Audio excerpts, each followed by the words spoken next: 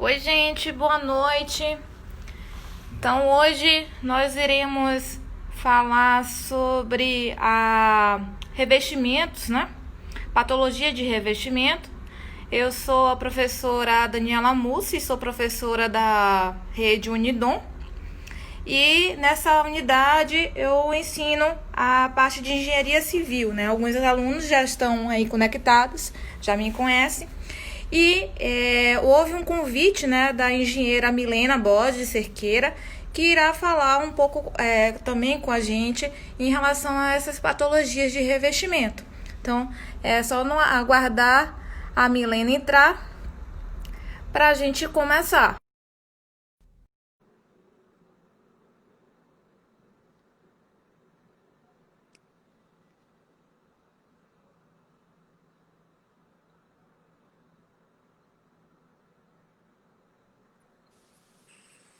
Olá, Milena, tudo bem? Oi, Dani, tudo bom? Boa noite, pessoal. Ótimo. Então, Milena, antes da gente começar, pedir para você se apresentar ao pessoal, a Tá. figura ilustre. Inicialmente também, agradecer você, que a procura é muito grande, né? Você ter arranjado um Que tempinho. nada. Bom, boa noite a todos.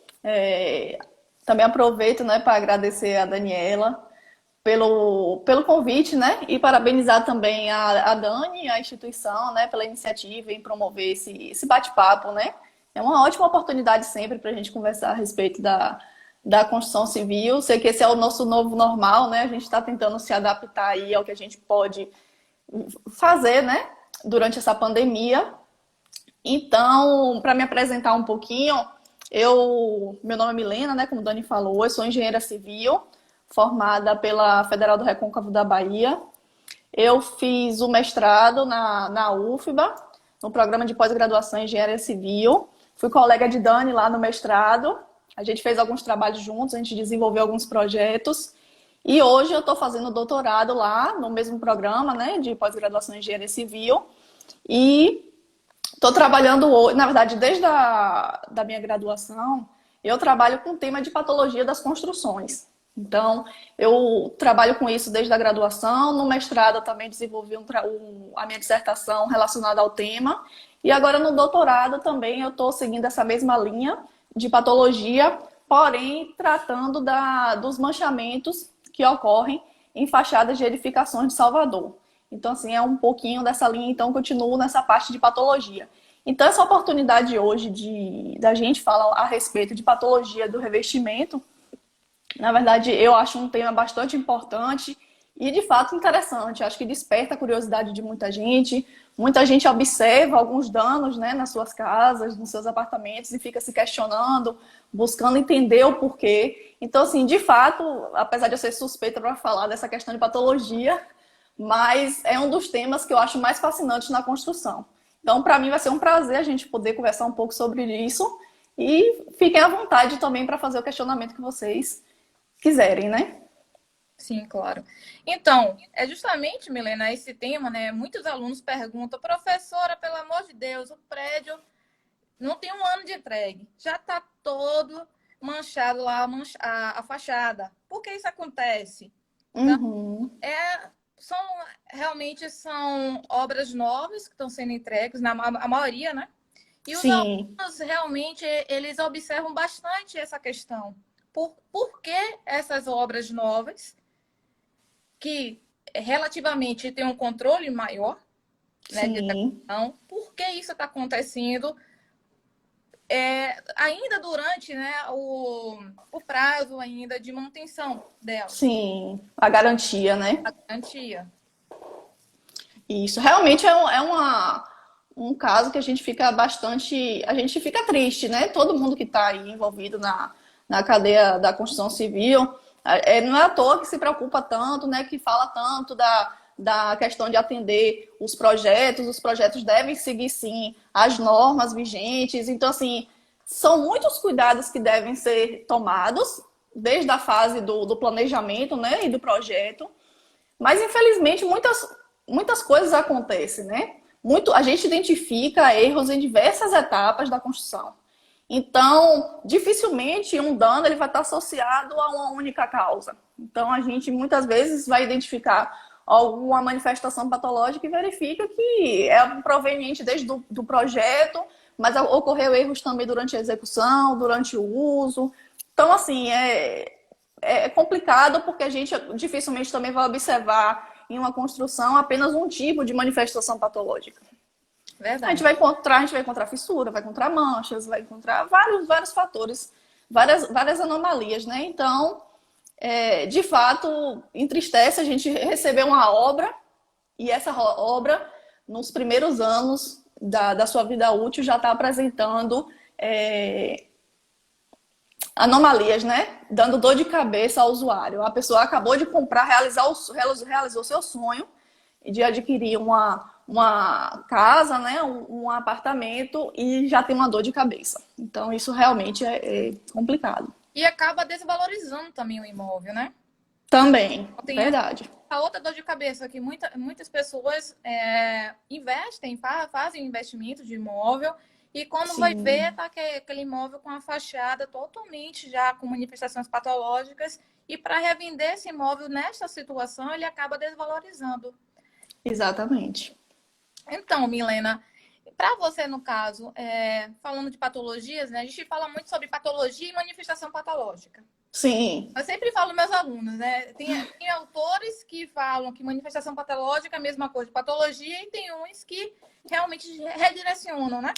Sim, sim. Isso é complicado, porque realmente tem autores que tratam tudo como uma coisa só, diz que é manifestação patológica, ou então diz que é patologia. Se a gente vai em algum lugar, alguém corrige a gente, diz não, é diferente. Eu, particularmente, eu sou a favor dessa diferenciação. Eu também acredito que a patologia vai ser a ciência, né, que vai estudar a ocorrência dos danos, e eu trato esse dano como uma manifestação patológica. Eu, particularmente, utilizo isso, mas há autores que realmente usam patologia como manifestação patológica. Verdade.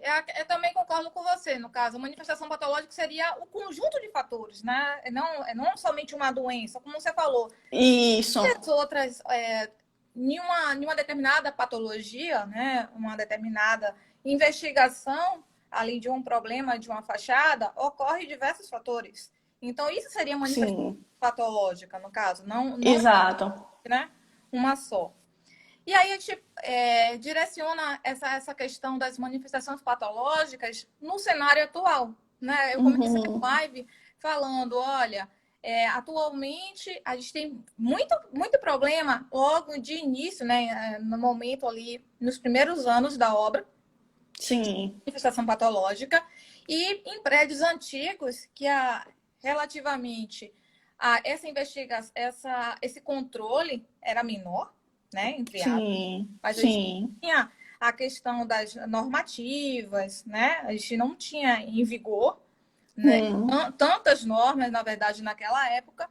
Porém, nossos prédios atuais, em vez de colocar, olha, eu estou usando novas tecnologias, então isso seria uma forma de evitar que essas manifestações patológicas, pelo menos nos primeiros anos de vida, não ocorressem. Sim, sim. Né? Para você, essa questão do hoje, né? Por mais que a gente tenha essas novas tecnologias, para você, por que ocorre essa questão? Na verdade, assim, é uma questão bem complicada. Isso aí, a gente conseguir determinar o porquê, né? A gente tem uma resposta única para isso daí. Porque, apesar de hoje a gente ter novas tecnologias, a gente ter a possibilidade de ter uma mão de obra mais qualificada, né? Na maioria dos casos. A gente tem tudo isso aí que vem a favor, mas a gente sabe que, mesmo assim, a construção civil ainda ela é resistente, né? Ela continua resistente às novas metodologias, às novas tecnologias. Ainda existe aquela coisa do aprender na obra do jeito que está acontecendo, do jeito que está indo, e acaba tendo um problema muito grande de planejamento. Infelizmente, ainda existe isso. Tem melhorado muito, né? Mas ainda existem muitos problemas relacionados a isso. Ainda existe uma falta de detalhamento muito grande nos projetos. A gente observa isso rotineiramente, né? A gente falta os detalhes. Para quem está na obra, ele precisa tudo isso para poder executar da melhor forma. Infelizmente também, tanto esses problemas relacionados ao início da obra, né? Quanto o período em que a construção da sua vida útil ela vai estar exposta. Então, assim, a edificação ela está exposta a diversos agentes de degradação, né? Ela vai estar exposta a vento, chuva, umidade, temperatura, variação de temperatura, ao próprio uso. Então, é inerente que ocorra esses problemas patológicos, né? Essas manifestações patológicas.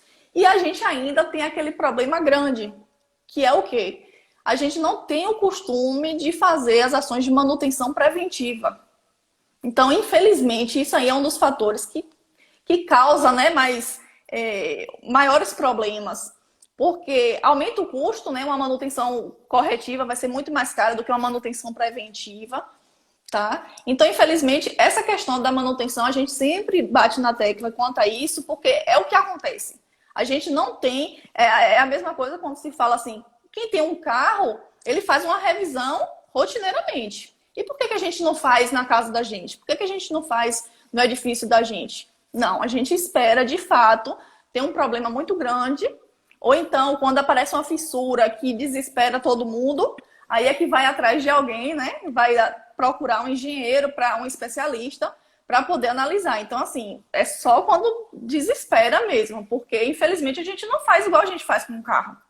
A gente não se preocupa o suficiente. E já existe, né? Norma de gestão da manutenção e também Exato. no ato da entrega do apartamento, o proprietário recebe o manual. Manual, isso. As questões das manutenções preventivas que ele tem que fazer, o que é direito do proprietário. E, infelizmente, realmente, como você falou, isso não ocorre. Enfim, alguns engenheiros, Milena, já ouvi muito engenheiro falar que hoje, né, no cenário que estamos vivendo, nós estamos corrigindo erros naquele momento que a engenharia evoluiu, né? A gente teve uma crise, e aí desde 2006 a 2014, a gente teve realmente um grande avanço na construção civil, tinha empregos, né, para todo mundo, eram várias obras. O boom da construção, né? E aí alguns engenheiros, eles relatam que hoje, na verdade, eles estão executando os erros, na verdade, né, consertando os erros dessas construções ocorridas nesse momento. Nesse período, falou, né? Sem planejamento adequado, a questão, né, da rapidez de construção. Sim, prazo, né? Prazo de entrega.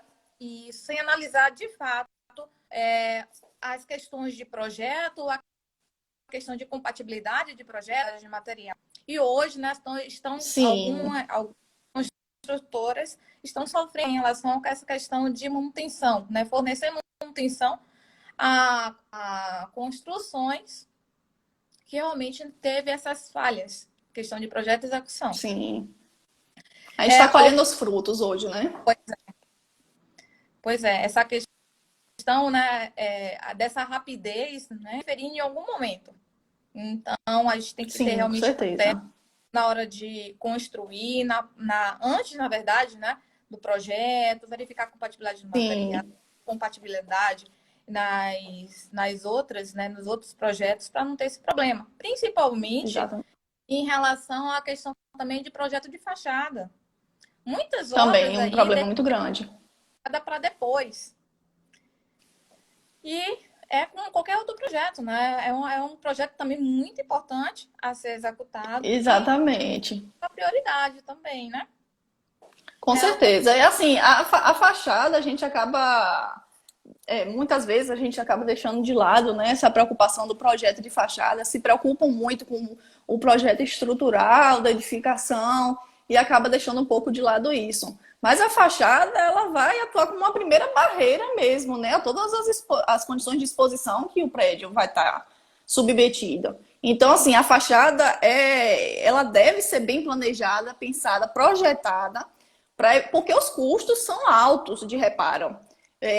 Lembra, Dani, daquele prédio que a gente fez uma vistoria e ela ficava bem próxima à orla de Salvador e uma edificação recém-entregue teve que trocar todo o revestimento pastilhado. Imagine Verdade.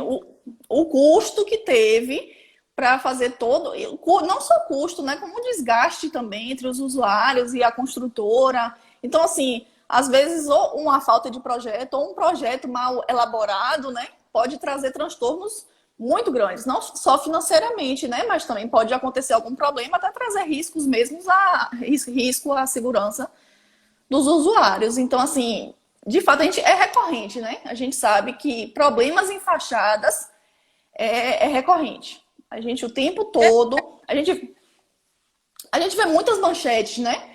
Muitas manchetes em jornais que ocorreu algum desplacamento de revestimento, de placa cerâmica, que já atingiu um dos usuários da edificação, né? Infelizmente já levou várias pessoas a óbito.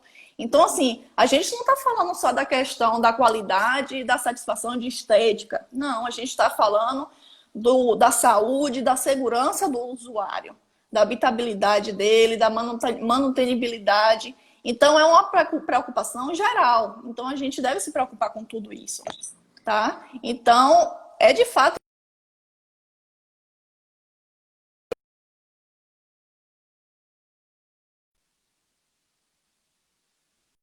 Dani? Aí te dei uma caidinha.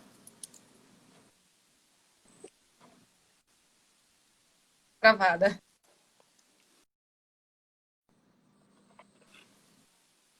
É o nosso novo normal.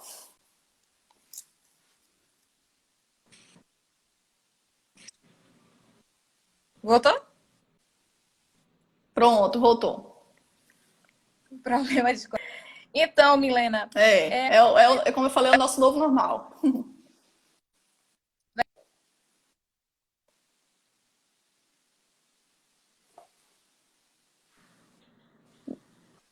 alguns, Dani, não tô te né, me ouvindo. questionam.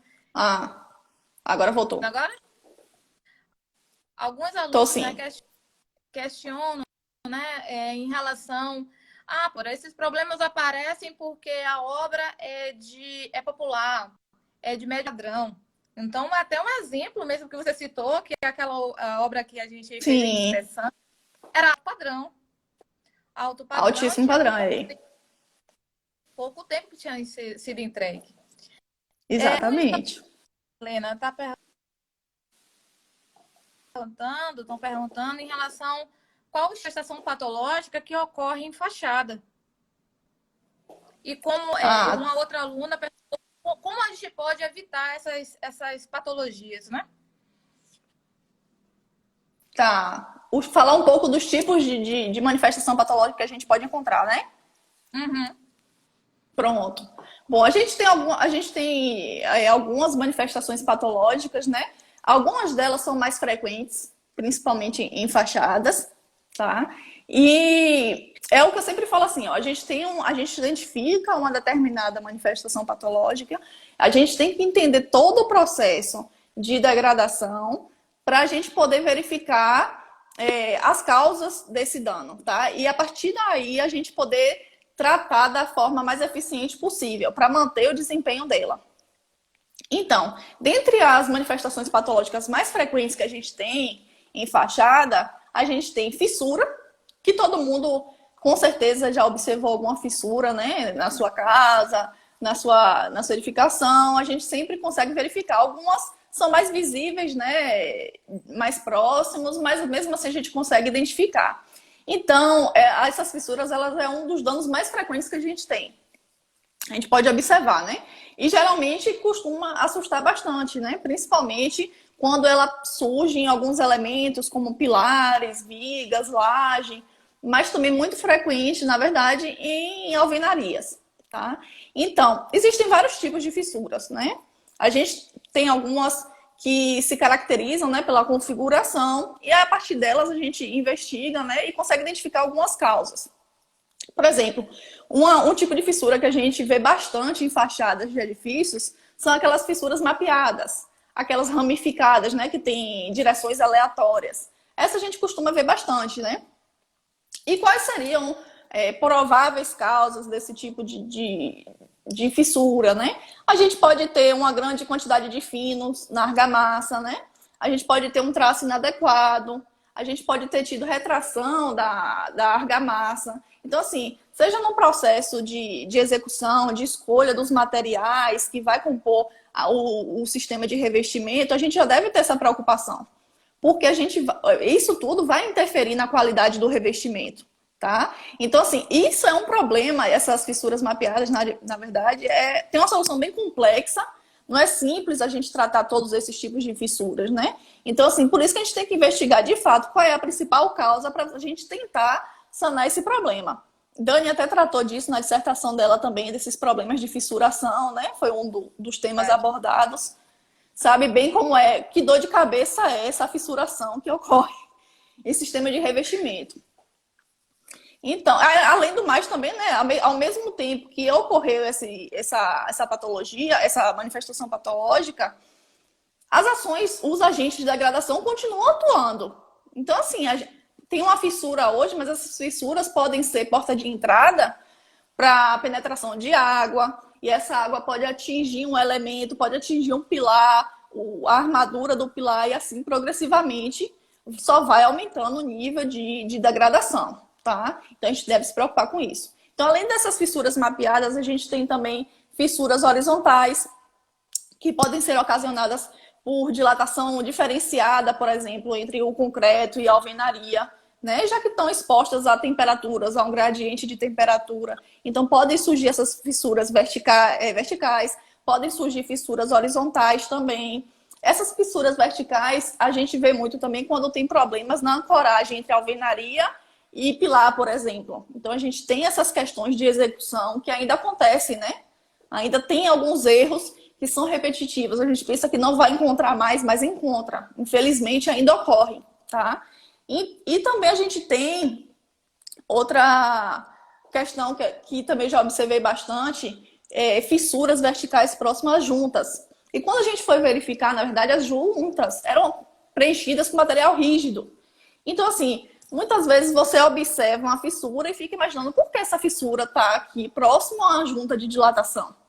E aí você vai verificar, não, é porque está preenchido com material rígido e não flexível. Então, assim, tudo é investigar, né? A gente tem que investigar tudo para poder entender o que é todo o processo que está acontecendo. E a gente tem também aquelas fissuras que a gente vê bastante em fachadas, aquelas próximas de aberturas, né? De janelas, aquelas inclinadas que formam quase um ângulo de 45 graus. Que também pode ser pode ocorrer devido a uma sobrecarga, ou então, infelizmente, ainda acontece, né? De não empregarem o uso de vergas e contravergas. Ou às vezes também dimensionam errado esses elementos. Então, assim, eu já tive numa obra que no projeto não estava detalhado o uso de vergas. Então, assim, aí eu lembro que por que não colocou verga? Não tem no projeto. Então, assim, se não tiver no projeto, não coloca. Então, assim, infelizmente acontece, de fato acontece.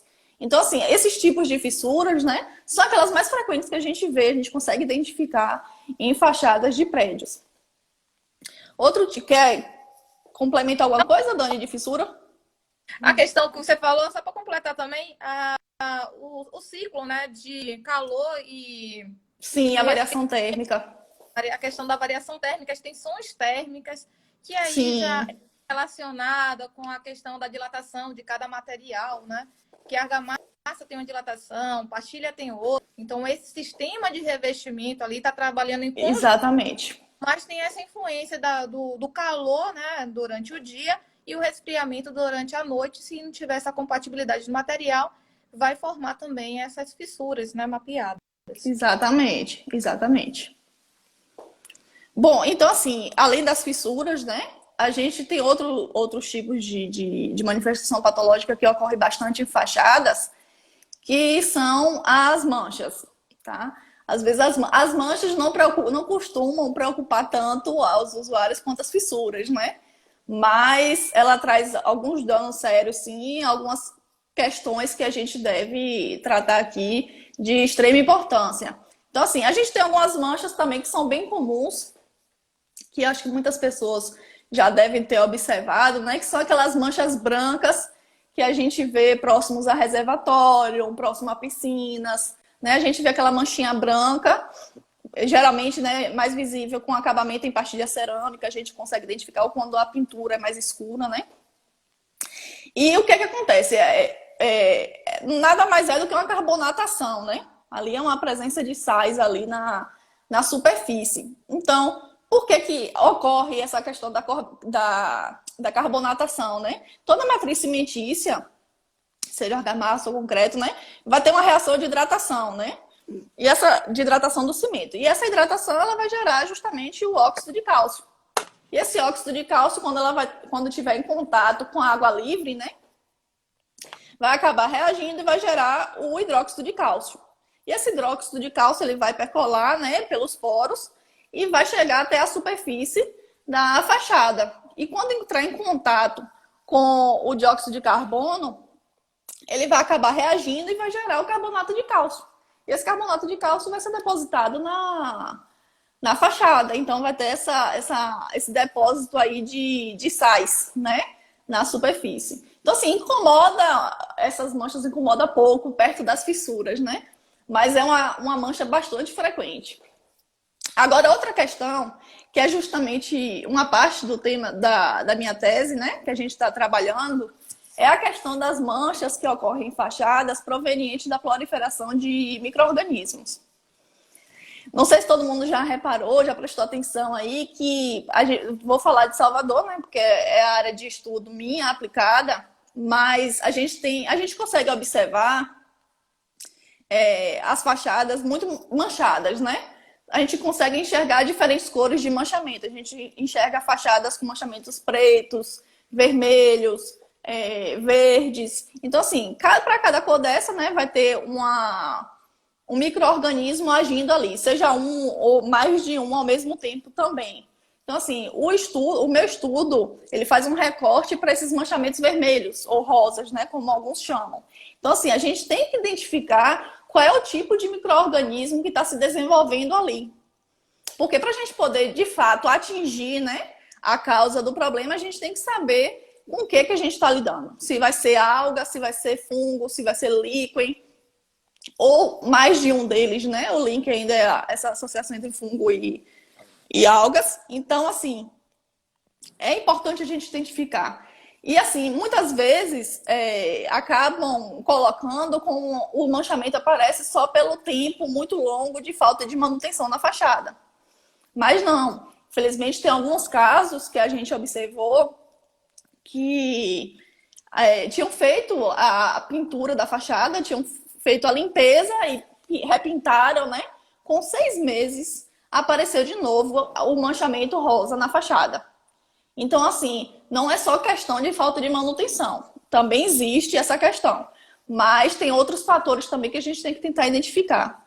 E o que é que ocorre para essa proliferação de micro-organismos, né? Na verdade, são várias questões que acabam atuando ao mesmo tempo. Assim como esse surgimento de qualquer tipo de dano, né? A gente tem agindo ali, a gente tem 2 fatores principais para o surgimento desses micro-organismos nas fachadas, que é a temperatura e a umidade, tá? A gente tem outros também, né? Como luminosidade, como as questões de vizinhança que está ali na edificação, por exemplo, tem vegetação próximo, como é que está a questão do vento em determinada orientação cardial da fachada. Então, assim, vem a questão da chuva dirigida. Então, assim, são vários quesitos, várias questões, né, que podem interferir no surgimento de um determinado tipo de micro-organismo. Então, por exemplo, se a gente tem o tipo de tinta que a gente está utilizando na fachada, qual é a resina que é utilizada, então tudo isso acaba interferindo nesse surgimento desse dano. E o que é que acontece, né? Isso, quando ocorre só no lado externo, traz já alguns problemas, né? Como uma dor de cabeça também muito grande para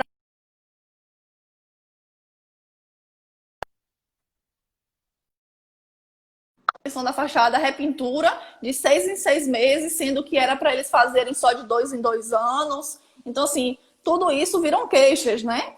Mas a gente deve se preocupar, sim, com essa questão das manchas na fachada, tá? Não só na fachada, como na parte interna também. Porque a gente sabe que essa proliferação de micro-organismos, né, o surgimento de mofo, bolor, pode gerar problemas respiratórios também para os usuários.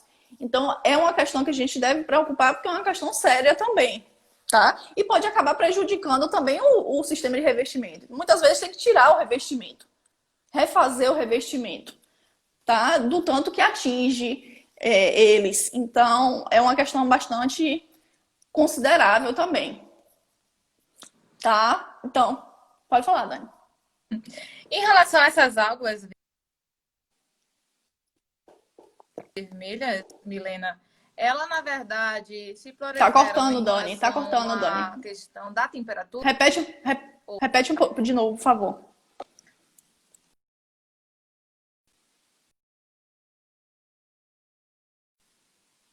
Dani? Dani? Oi. Oi. Repete, por favor. Não ouvi de novo. As algas vermelhas, ela depende da temperatura para se proliferar? Sim, todos esses micro-organismos, eles vão depender da temperatura, tá? Alguns deles, na verdade a maioria deles, alguns autores tratam que a temperatura mais propícia para o desenvolvimento dos micro-organismos está entre 20 e 30 graus, outros 25 graus. Assim como a umidade também, eles tratam que acima de 70% é bem propício ao surgimento desses micro-organismos. Então, assim, Salvador, na verdade, é o melhor para eles, né? A gente tem uma temperatura que está aí nessa faixa, a gente tem a umidade também sempre alta, então, e acaba que assim, a gente tem a chuva, são bastante frequentes em Salvador também, né? Consideravelmente. Então, assim, uma parede molhada acaba sendo uma superfície fértil para o surgimento de micro-organismos, né? Então, assim, agora essa questão das manchas vermelhas, a gente tem em diversas regiões do país, na verdade, diversas regiões do mundo. Mas a gente tem que, de fato, entender o que é que tem ali, tá? Muitos falam de algas, muitos falam que, na verdade, até tem alguns estudos que falam que é uma alga tentrefólia, mas a gente tem que identificar ainda, é necessário a gente fazer uma análise microbiológica para poder determinar, de fato, se é uma água, uma alga, se é um líquido, o que é que está agindo ali para fazer aquela coloração rosa. E também é notado, né, que ela não ocorre em todos os panos de fachada, né? Isso, exatamente. Pode ser um pano isolado, né, para ocorrer. Exatamente. Na maioria dos casos, a gente tem só uma orientação que tenha essa incidência da coloração vermelha.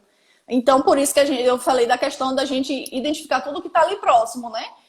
Tem uma vegetação ali próxima, onde é que o vento, qual a fachada que o vento atinge mais, onde que a chuva dirigida tem mais ocorrência ali, se é na fachada sudeste, na fachada sul, e assim a gente poder fazer essa identificação, porque de fato o local onde tem maior incidência de chuva vai ter uma maior probabilidade de desenvolvimento desses micro-organismos, né? Verdade. Respondendo aqui, Milena, um aluno perguntou se o projeto de fachada vale a pena pagar por um projeto de fachada. Com certeza vale a pena. Com certeza vale a pena. Porque assim, se a gente paga por um projeto de fachada, a gente evita, né, sérios problemas mais tarde. A gente já viu diversas vezes que não se foi feito um projeto de fachada e depois teve um problema tão grande, tão sério, que sairia mais barato contratar um projeto do que fazer a manutenção sem o projeto. Então, assim, de fato, o dinheiro que você investe é um investimento de fato. Você não faz um investimento no projeto estrutural, da mesma forma é necessário um investimento no projeto de fachada, porque ele traz consigo diversas vantagens, né? A qualidade de um componente que vale muito a pena, né? Porque, de fato, uma manutenção corretiva, o custo é muito alto. Sai bem mais caro do que uma manutenção preventiva ou um projeto bem executado, né? Verdade. Então, das outras tipos de patologia, né? Sim. Né? Sim. Uma questão que a gente fala muito, assim, não só tratando só de fachada, né? mas de um modo geral da edificação, que a gente sabe que água é bom para construção, mas ao mesmo tempo ela traz alguns problemas, né? A gente sabe que a água, se não for para... Ela pode prejudicar bastante a construção. É um momento de preocupação quando chove muito, né? Toda água que não é necessária ao processo é de se preocupar. Então, o que é que acontece? Diversos tipos de umidade que atuam, né, na construção. E dentre essas umidades que a gente tem, que acabam prejudicando, né, inclusive o surgimento, acaba proporcionando o surgimento de manchas, mas a gente tem outros tipos também que é importante falar. A gente tem a questão da condensação, que é uma questão que muitas pessoas já devem ter observado isso.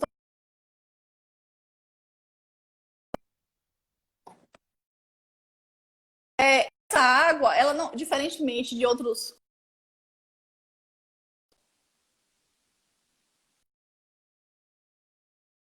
Tá me ouvindo? Sim. Esse problema Cortou.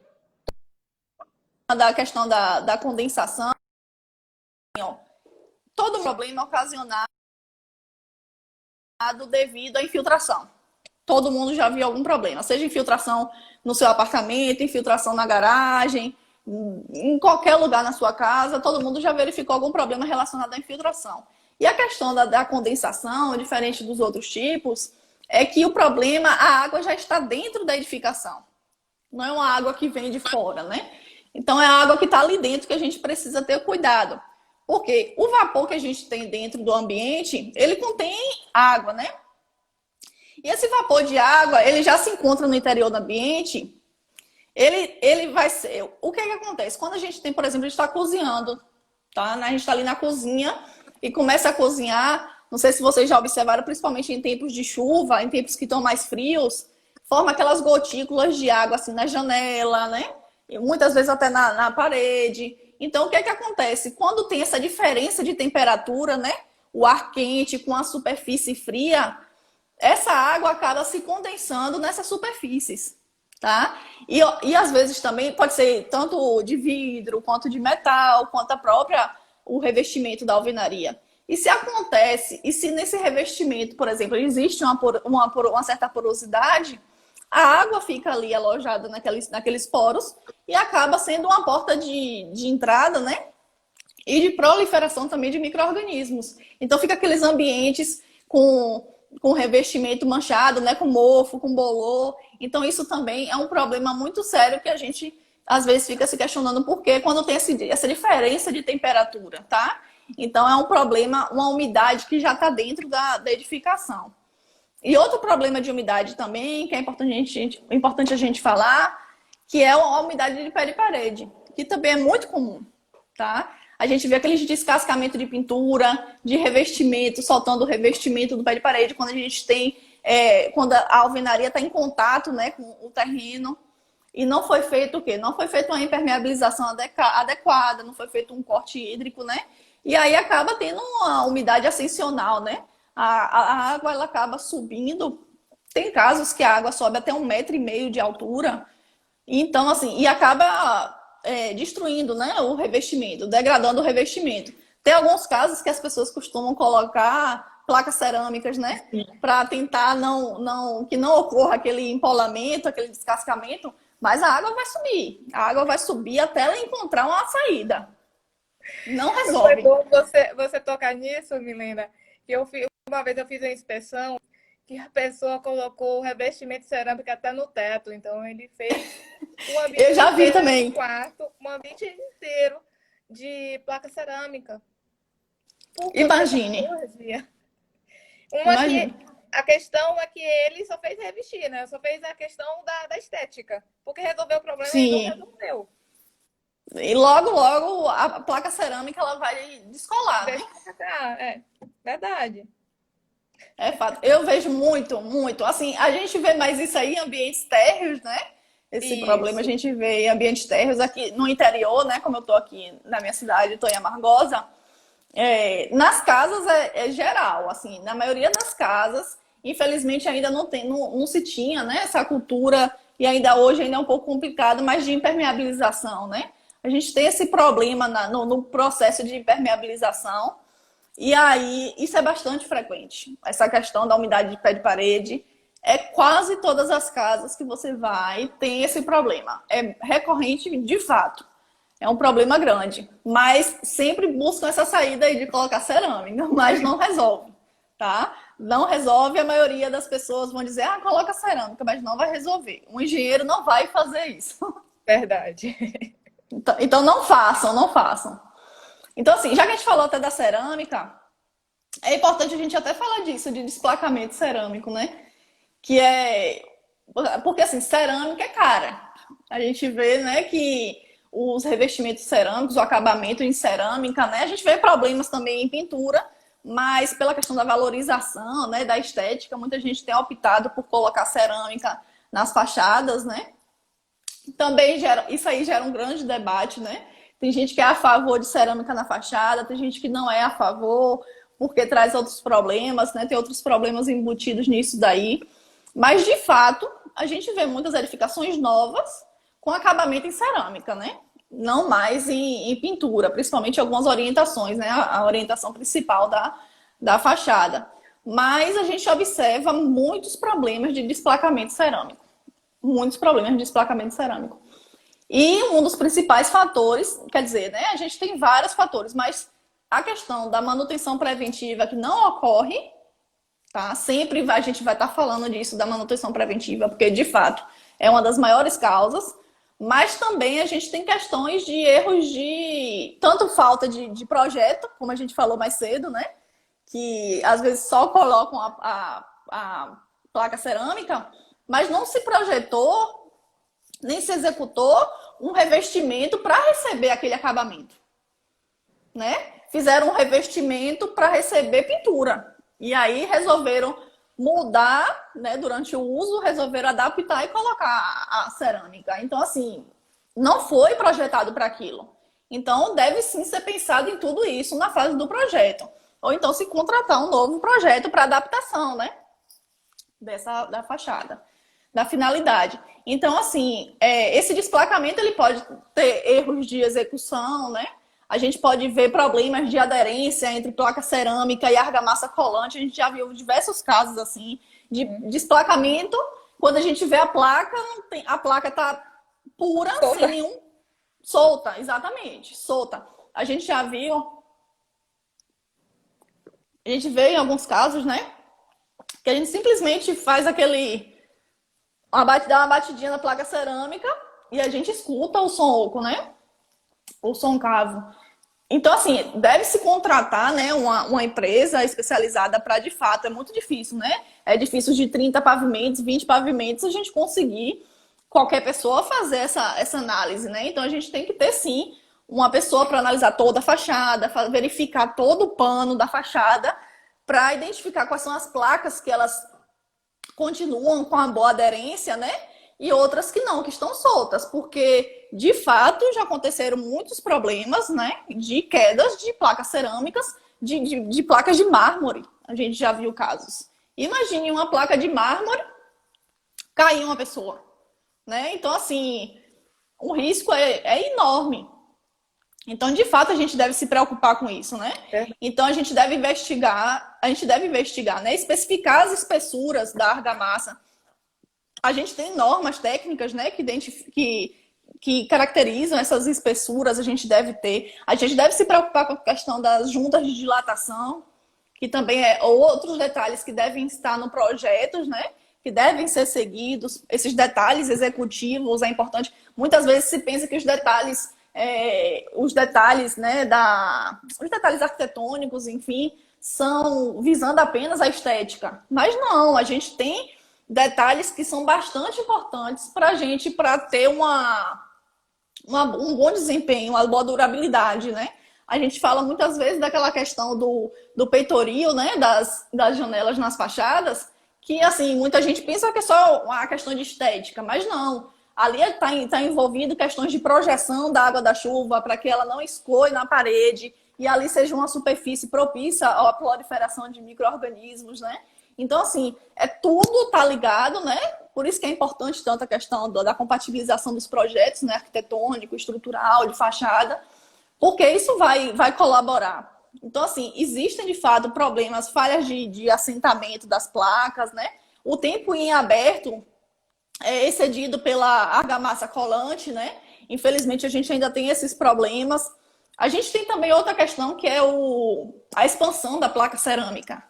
Assim, acontece de tudo, né? O prédio que eu moro, né? O apartamento que eu moro, antes de eu me mudar para lá, o pessoal do condomínio, né, falou que teve um dia que teve um estouro tão grande que todo mundo saiu de casa correndo, desesperado, dos apartamentos, pensando que o prédio estava caindo. Mas, na verdade, era o apartamento que eu moro hoje, né? As placas cerâmicas do piso estouraram todas. Estouraram e foram um barulho enorme. Eu não estava, né? Eu ainda não morava lá. Mas quando a gente chegou, só estava lá, né? O contrapiso. E quando a gente foi ver as placas cerâmicas, não tinha argamassa nenhuma. Nenhuma. As placas cerâmicas estavam novas, assim, né? Que a gente fala, porque não tinha placa cerâmica, ou não tinha revestimento da argamassa colante aderida. Nada. Então, assim, aí é aquela questão, né? Tem que se investigar o que é que de fato ocorreu para acontecer isso. Então, assim, muitos problemas, muitas causas para a gente poder entender o processo, né? É importante a gente entender todo esse processo para a gente tomar a medida mais eficiente. Você tratou no assunto, né, em relação à espessura do revestimento de argamassa, da norma, né? A norma pede, a norma é a 13.749. Ela recomenda que esse revestimento, não é, menina, seja de fachada externa, seja até 3 centímetros. Sim. Já vi obra com 12 centímetros. Tem. É quase uma outra parede, né? Tem tela, né? Que a própria norma ela solicita que acima de 5 centímetros ali você vai usando ali uma tela para fazer essa ancoragem, né? Sim, então, exatamente. Tem esse problema em relação do excesso, né, de argamassa, o revestimento ali dessa argamassa na fachada. Uma outra questão também que a gente observou, não sei se você lembra, o revestimento de fachada ainda feito com arenoso. Lembra daquela situação? Em Salvador usavam bastante, né? O arenoso, né? Excesso de fino na fachada. Então, o arenoso é um material que ele se expande, né? E também, uma outra coisa que eu noto é a questão do teste de aderência. As construtoras só fazem teste de aderência quando há de fato algum problema, né? Não faz um teste de aderência, não se investiga se realmente há uma aderência entre o extrato com a argamassa de revestimento e com a pastilha ou o conjunto. Exatamente. Só depois quando a manifestação patológica é generalizada, né? Geralmente é assim. Para você conseguir identificar, já é algo generalizado, né? Isso. Na maioria dos casos. E aí, teve até uma pergunta agora em relação a quais são as principais patologias ocorridas na fachada dos prédios daqui de Salvador, da orla de Salvador.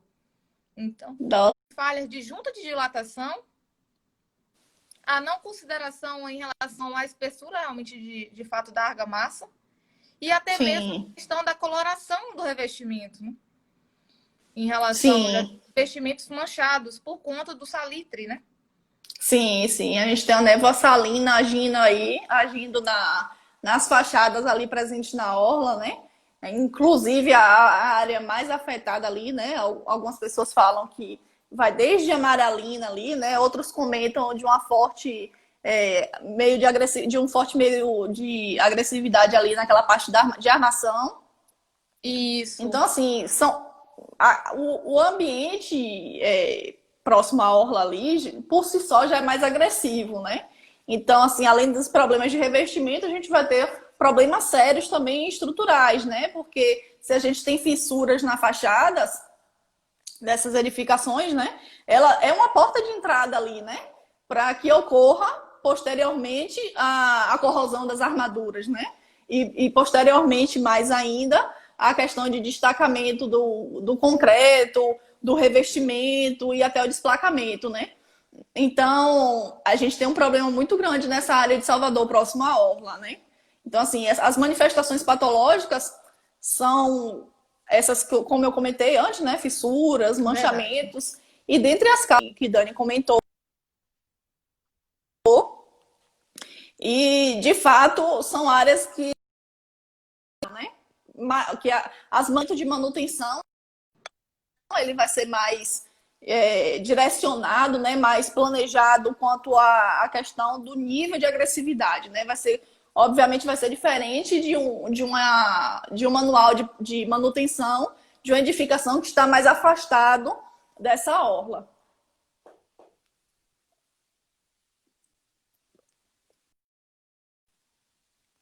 Então, essas manifestações patológicas do revestimento também vai se resumir em relação às suas causas, né? Dani, desculpa, é porque está cortando. Não, tranquilo. Em relação a essas manifestações patológicas que eu estou falando, elas se resumem Sim, em direção nas suas causas mesmo, né? Como ela surgiu, por que ela surgiu, é, exatamente. Assim, inspeção. como eu falei, assim, isso, a questão da investigação é bastante importante, né? A gente vê em alguns estudos que tem um processo para a gente poder entender, para a gente poder estudar, né, essa questão das manifestações patológicas. A gente deve ter um poder de investigação grande, né? A gente fala que, a gente considera, alguns estudiosos, né, indicaram não só a investigação assim visual, mas a gente tem meios, né, de ensaios, a gente tem ensaios destrutivos ou não destrutivos que a gente pode utilizar, a gente pode usar como auxílio, né? E até para entender de fato, a gente comprovar o que é que está acontecendo, porque muitas vezes a gente acredita que pode ser uma causa, mas na verdade os ensaios acabam apontando para outro, né? Então, assim, a gente tem isso daí como suporte importante. A gente tem a questão da anamnese, né? É importante muitas vezes a gente estar ali observando, inspecionando, mas a gente não sabe o que ocorreu antes da nossa visita. Então é importante você conversar com os moradores, né? Entender principalmente aqueles moradores mais antigos daquela edificação, eles podem dar informações valiosíssimas quando a gente tá lá, né? Quando a gente vai investigar. Então, assim, são casos que ocorreram, por exemplo, mudou de porteiro, mudou de síndico, assim, mas qual é o morador mais antigo aqui? Há quanto tempo foi feita a última manutenção? Ah, tem muito tempo, já cansei de ver, ó, desde que eu tô aqui, nunca vi uma manutenção na fachada. Muitas vezes a gente escuta isso. Aí a gente identifica algum problema, alguém fala, aí o morador, uma vez já aconteceu, esse morador disse assim, não, tem uns 4 anos que teve um problema na tubulação de abastecimento de água e por isso que aconteceu esse manchamento e tal. Então, assim, a gente vai investigando. Então, essas informações são muito valiosas, né? Então, a partir disso daí, de todas essas questões, a gente vai ter um diagnóstico adequado. A gente vai poder identificar se a causa vem do planejamento, a gente vai poder identificar se a causa veio da execução da obra, né, da escolha dos materiais. É difícil a gente ter algumas informações, né? Muito complicado, principalmente de prédios mais antigos, onde a gente não tem nenhum projeto. A gente já fez algumas inspeções em edificações que não tinha projeto nenhum. Então, assim, isso dificulta o trabalho, né, do profissional. Mas a gente usa outros meios para tentar colaborar com o diagnóstico de qualidade, né? E a partir daí, sim, a gente decidir quais são as medidas eficientes, né? Que não adianta de nada a gente fazer uma repintura de uma fachada, sendo que a gente não fez uma lavagem, porque estava manchada, a gente não fez uma lavagem adequada, né? Usou o hipoclorito para lavar a fachada, mas depois a gente não retirou o excesso e aí fez uma repintura. Só que essa repintura não vai ter o mesmo desempenho, né? Então a gente tem que pensar em todo esse processo bem executado, não só dar um diagnóstico, né? Mas a gente tem que propor uma solução eficiente, né? E assim como também essa manutenção, ela deve ser bem executada, né? Porque não adianta todo esse trabalho e no final das contas ser uma manutenção mal executada. E é importante também você citar, você citou, Milena, em relação a esses ensaios de laboratório, né? Porque o investimento, na verdade, eles não são caros Sim, pelo tamanho que é a nossa construção. Então, Exatamente. pessoas querem economizar ali na obra e não realizam esses ensaios, né? E são ensaios importantes ali para garantir conforto e segurança ali para o usuário, né? E tem Exatamente. engenheiros que não fazem, de fato, esses ensaios. E em É, Salvador, como eu costumo falar, não é ah, um gasto, é um investimento. verdade. É um Pronto, investimento que vale muito a pena. com certeza. Então, assim, de fato, em relação às causas e manifestações, se resume em projeto, execução e qual é o uso, né, dessa construção, né? Isso, exatamente. Pode ocorrer, né, de ter algumas causas acidentais, né? Mas isso é algo que não está previsto, né? Pode ter uma chuva que excede aí o normal, né? Um vento que também excede. Então, assim, quando existe essa ocorrência de algum fenômeno atípico, também pode ter a ocorrência de causas de manifestações patológicas por causas acidentais. Mas basicamente é isso aí: projeto, execução e uso.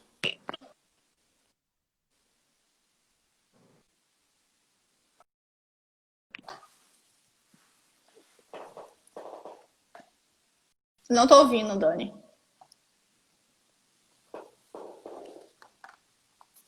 Da Deu uma travada. argamassa de revestimento. Oi, cortou. Tá cortando. Não sei se foi Quais os ensaios? a minha internet agora ou a sua.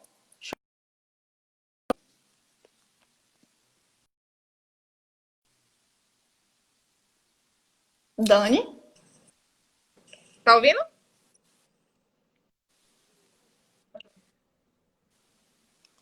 Acho que agora Oi, foi tá ouvindo? o.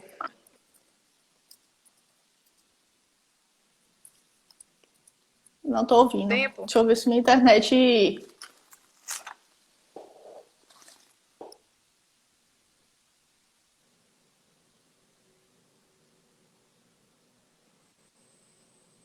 Oi, voltou, Milena? Tá ouvindo, Dani? Tô sim. Então, foi perguntado se quais são os ensaios que podem ser realizados durante, né, o Quando não estou revestimento. ouvindo. Eu acho que é porque já está se encerrando já a conexão. Ah. Tá ouvindo? Tu tá conseguindo me ouvir, Dani? Tô sim.